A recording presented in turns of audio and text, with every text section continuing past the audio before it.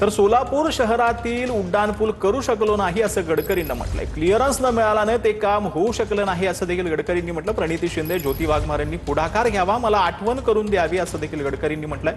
2029 पर्यंत सोलापूर जिल्ह्यात 1 लाख कोटींची कामं करून देईन असं देखील नितीन गडकरींनी म्हटलं। सोलापुरातील कार्यक्रमात नितीन गडकरी यांनी हे आश्वासन दिलं।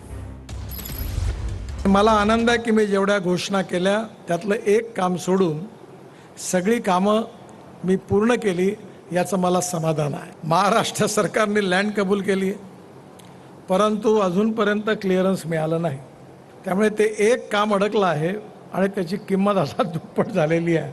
वाघमारेताई आणि प्रणितीताई दोघांनी पण मिळून एकदा दिल्लीत मलाही आठवण करून द्या आणि हे क्लिअर करा। माझ्या दिलेल्या शब्दापैकी हे एक काम राहिलं याचं मलाही शल्य आहे की माझे हे 5 वर्ष, आता 2 वर्ष पूर्ण होतील, हे 5 वर्ष पूर्ण होण्याच्या आधी मी सोलापूर जिल्ह्यामध्ये 1 लाख कोटी रुपयाची कामं आपल्याला करून देईन। मुंबईतील रस्ते काँक्रिटीकरणाच्या कामांना स्थगिती द्यावी असं वरुण सरदेसाईंनी म्हटलंय। आमदार वरुण सरदेसाईंनी मुंबई महानगरपालिका आयुक्तांना पत्र दिलंय। मोदी काटकसर करा म्हणत असताना बीएमसी कडून एवढ्या खर्चाचा आग्रह का, असं सरदेसाईंनी प्रश्न केलेला आहे।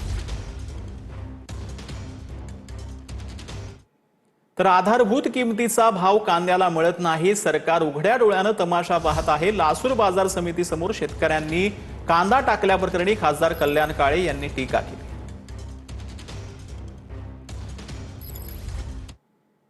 उगले या करजगावच्या शेतकऱ्यांनी लासूर स्टेशनच्या मार्केटला कांदा नेला, 19 क्विंटल कांदा नेला, त्याला भाव अवघा 100 रुपये सुद्धा मिळाला नाही।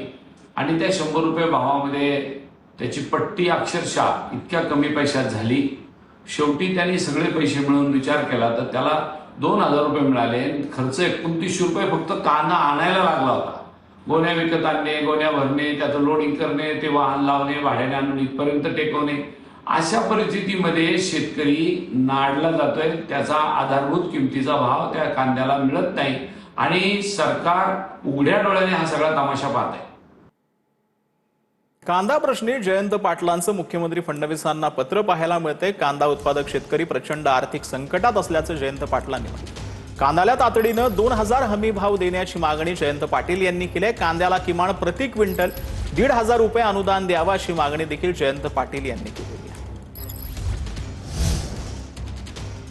अंबरनाथमध्ये शिंदेची शिवसेना आणि भाजपच्या युतीबाबत सस्पेन्स कायम आहे। युतीची घोषणा झाली पण भाजपनं पेढे स्वीकारले नाही।